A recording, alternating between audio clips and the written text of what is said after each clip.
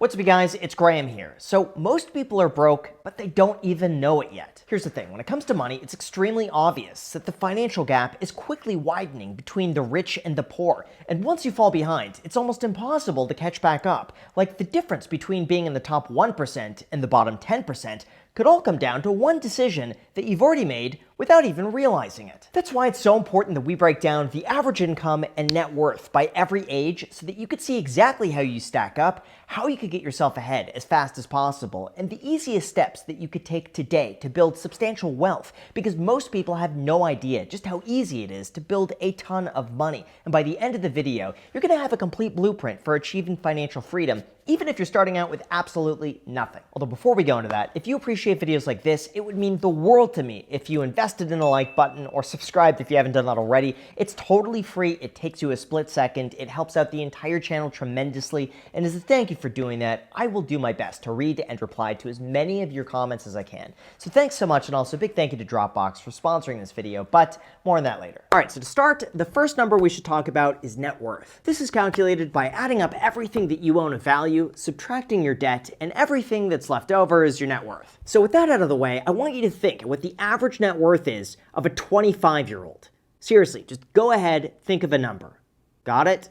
Well, that number is negative $23,704, meaning if you're watching this in your mid-20s and you have $0 to your name, then technically you are ahead of the average. Now, of course, in fairness, this number is skewed entirely by student loan debt, since young people are earning nothing to begin with and then take out an average of $38,000 worth of loans before earning a single penny. So these numbers do end up getting a bit better with age, but not by much. According to Empower Financial data, the median net worth of those in their 20s is just $7,638. Again, a reflection of those who take on enormous student loan debts while going to school. And the average is $113,000, which is likely pulled up by those closer to the age of 30 who have begun building their career. Oh, and speaking of those people, if you want to be within the top 1% of this category at 25 years old, this requires an income of $650,000 and a net worth of $350,000. That's why if you want to put yourself ahead and make sure you're set up financially throughout your 30s and 40s, I would recommend these 5 steps.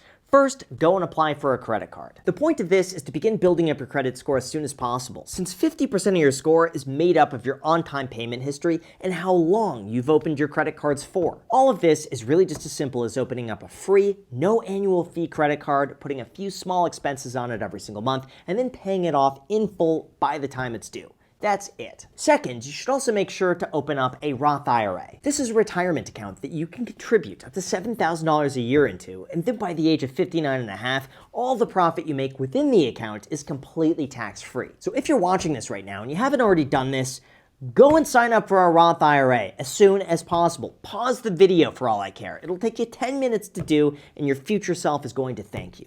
After that, though, third, I'd highly recommend saving 20% of your income. Now, usually I'd recommend setting a more strict measurement here, like save 2 to 3 months worth of your expenses. But I think it's incredibly important at this age to start getting in the habit of building a good financial foundation. And if you could save 20% of your income here, it's going to be that much easier to continue this throughout your 30s and 40s, especially when the average Gen Z savings rate is just 3.4%. And fourth, just get yourself invested in the markets in one way or another. By doing this, you'll get the experience of investing on a small scale, and then over time, you could just replicate the strategies and put it on autopilot. In fact, if you want to make a ton of money investing, it's so simple that it's said that everything you'd ever need to know for life could be written on an index card. And if you're curious what that is, it's right here on the screen. Just pause the video. There you go. You're welcome. And finally, there's one last point I want to mention, and it's this.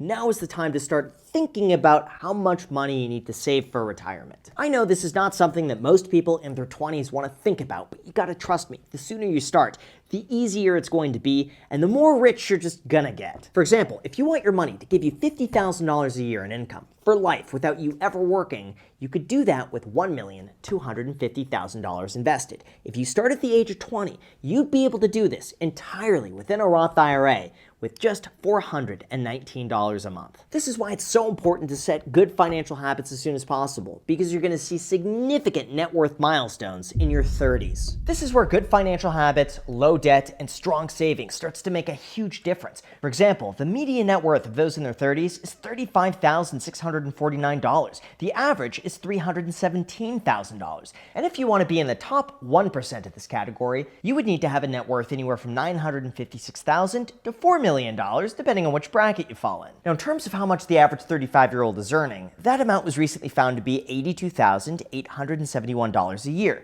The median salary is $61,500 a year. And if you want to make it to the top 1% of all 35-year-old earners, that'll take $400,000 a year. But then, of course, if you want to make it to the top 0.1%, you'll need an income of more than $2 million a year. The way I see it, this is really the point where you begin to notice that the choices and trajectory that you set in your 20s become very apparent by the time you hit your 30s. The prior decade really just builds the foundation, the skills you build, the risks you take, and the financial habits that you form that'll either give you a huge head start or leave you playing catch up. So in terms of the actionable steps that you could take throughout your 30s that give you the best chance possible at coming out ahead, here's what I recommend. Number 1, make sure to completely get rid of any bad debt. This means you've paid down your loans above a 7% interest rate, you don't have any credit card or personal loans, and besides maybe a mortgage, you don't have any other debt that's weighing you down. Second, you should also start to realize that the most valuable asset you have isn't necessarily money, it's time. This is why I find it so surprising when I see people wasting hours on things that barely move the needle, like digging through email threads, finding that one document you're looking for, or going between 5 different apps to find what you need. It's ineffective, it's inefficient, it breaks your focus, and it literally costs you money. No joke, I think it's pretty safe to say that we've all been there at some point, which is why my favorite solution is our sponsor, Dropbox Dash. This is genuinely one of the few tools that makes your workday cleaner, faster, and more organized. How? Well, Dropbox Dash is AI-powered search and organization that connects all of your work applications in one place so that you could quickly find, organize, and securely share content with the right people without wasting time. Like, here's what makes it incredible. First, Dash searches all of your content in one place, from work tools like Dropbox, Gmail, Google Drive, OneDrive, Google Calendar, Slack, you name it, to find what you need. This means whether it's a document, video, or upcoming meeting, just type in what you're looking for and it shows up fast. You don't even have to remember where it is. Second, you could chat with Dash. So instead of opening up 10 tabs to find an answer, I could type in a question like, which podcast are we posting this Sunday? And from there, Dash finds and summarizes an answer from all of my connected content. It even links to the source so I could double check for accuracy. And for anybody running multiple projects or teams, stacks are a total game changer. I've got one for YouTube, one for the podcast, and one for just contracts. Everything is organized and shareable with just a single click. Then finally, there's the start page, where everything is viewable in one place, from upcoming meetings, recently updated documents, go-to links, and even one-click joins for Zoom and Teams. Plus, the best part about Dash is that it works across desktop, mobile, and browser, so you could use it wherever you're working. So if you're serious about building something, whether it's a business, a brand, or just staying on top of everything, this is one of the best tools that you could add to your workflow. If you want to try Dash with your team today, my link is down below in the description. Thank you so much, Dropbox, for partnering with me on this, and now let's get back to the video. Alright, so in terms of the third goal to hit in your 30s, aim to have a credit score above 750. This is going to put you in the best chance possible at getting a low interest rate mortgage or getting approved for anything at the best possible rate. Fourth, keep a 3 to 6 month emergency fund at all times. Doing this is as simple as calculating how much money you spend every month on housing, food, insurance, car payments, and so on, and then saving up 3 to 6 months worth of those expenses just in case you need it. This will be your safety net to fall back on that'll give you the chance to pursue even bigger opportunities. Fifth, try to save at least 20% of your income. My personal approach when it comes to this is that anytime I make more money, I just pretend the extra money doesn't exist.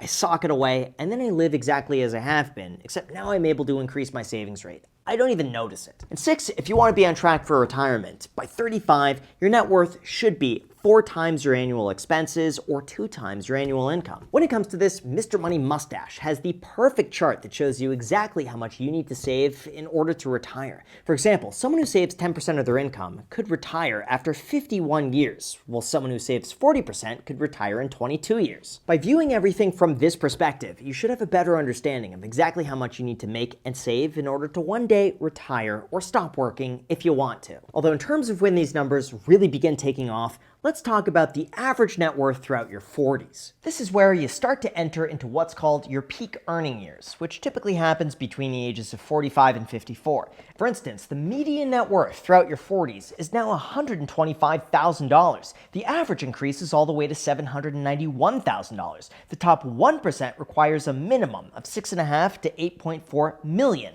And if you want to reach the top 0.1%, in 2025, you would need $22,194,000. On top of that, in terms of how much the median 40-something makes, that amount is $60,000 a year. The average is $85,450. And again, if you want to make it to the top 1%, you could do so by making $400,000 a year, or $1,062,000 a year if you want to be within the top 0.1%. By the way, fun fact, I know we always hear talk about the top 1% or the top 0.1%, but where wealth really begins to take off is at the 0.01%. And to enter this level, you need a baseline wealth of $227 million or an income of $8.2 million a year. Anyway, coming back down to reality here, it really seems like one of the biggest drivers of wealth at this stage, according to the data, surprisingly, isn't so much your income, savings rate, or expenses, but instead whether or not you own a home. In this case, a 2023 survey found that 70% of US homeowners were 45 years or older, and overall they had a net worth that was 40 times higher than that of renters, at $225,000 versus $6,300. Of course, you could also argue that those who have higher income, a higher savings rate, good credit, and a long-term mindset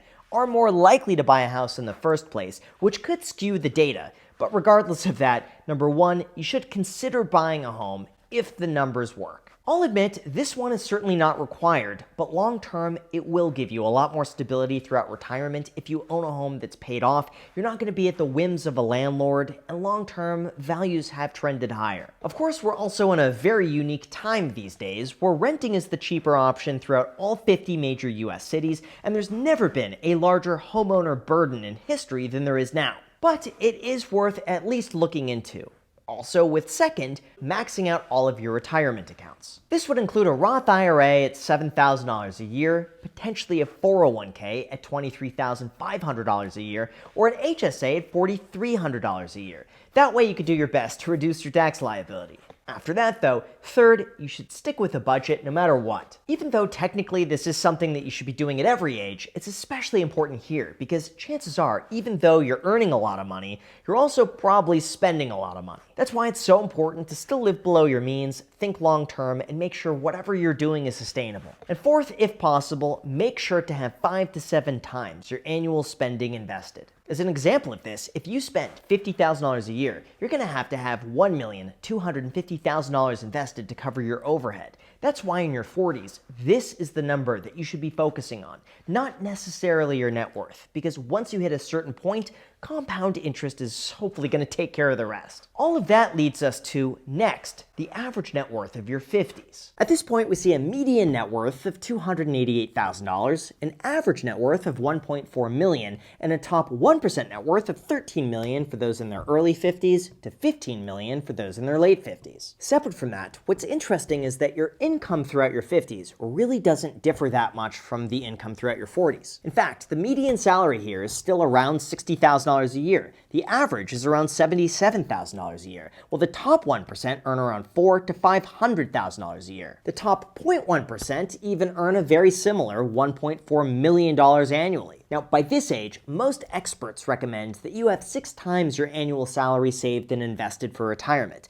But if you were to follow this advice, you could actually be pretty far behind. Like, consider this. It was found that the average person spends about $58,000 a year in retirement, which works out to be about $4,800 a month. So with $2,000 a month coming in from Social Security, you'll need to make $2,800 a month to bridge the difference, assuming no health complications or unexpected life events. This means following the 4% rule, which says that you could spend 4% of your portfolio every single year without running out. You would need to have $845,000 invested in order to retire. This means in your 60s, you should first pay close attention and track your spending. This will give you the best understanding understanding in terms of how much you need, how much you could save, and what you would have to cut back on, if anything. This could also be the point where you consider moving to a cheaper location, or maybe start buying lottery tickets and hitting up your kids for money. And second, depending on your situation, you should also be about halfway through paying off a mortgage, if you have one. Hopefully once you do this, your expenses will go down tremendously, and then you'll have the peace of mind knowing that you're always going to have a roof over your head